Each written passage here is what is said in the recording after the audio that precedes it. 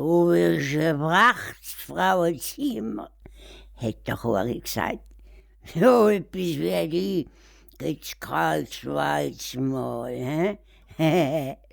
Du musst es aber auch gut haben bei uns, hä? Hast du Hunger, gell? Möchtest du lieber Nidel oder Kaffeebröcke, hä? Kannst du keine Antwort geben, du Tatsch? Aha. Du kannst ja das Löffel noch nicht geben, wart. Ich stopf dir etwas in dein herzige Mühle rein. Gute Weine. Und da hat ihre Babe eine halbe Schüssel voll Rahm im Gesicht umgeschmiert. Von jetzt an haben die 3 Söhne immer etwas zu lachen gehabt. Sie haben der Babe alle möglichen Namen gegeben. Titi, Totsch, Zuri, Mutzi, Dockel oder Schnurpfiweib.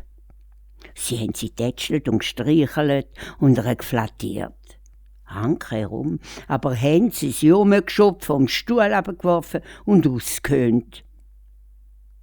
Jetzt, an einem schönen Sonntag, sind die 3 Söhne vor der Hütte auf dem Bänkli gesessen und haben nicht recht gewusst, was sollen anfangen. Da hat auf einmal der Chori gerufen: «Ui, hoho, mir kommt etwas in den Sinn. Wir machen eine Taufe. Unser Schätzeli da muss auch getauft werden, wenn ein rechter Christenmensch. Ihr beide sind Gotten und Götti und ich bin der Pfarrer.» Das war ein Gejohl und ein Gelächter. Der jüngste Sohn hat sich als Gotte verkleidet und die Riesenbaben auf die Arme genommen. Der andere hat mit einer grossen Kuhschelle geläutet.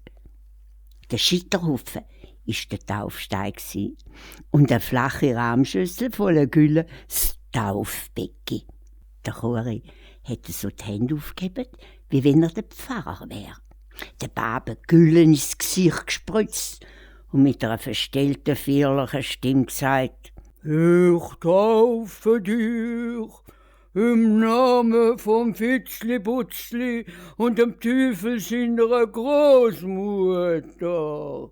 In dem Augenblick hat der Dockel seine schwarzen Kohlenaugen vertrölet, hat sich gestreckt und gereckt und das Maul aufgesperrt. Es hat geknarrt, dass es einem durch Mark und Bein gegangen ist. Dann hat der Dockel seine grossen, klobigen Tatzen aufgestreckt, ist auf die Füße gesprungen und in die Hütte hineingetrampelt.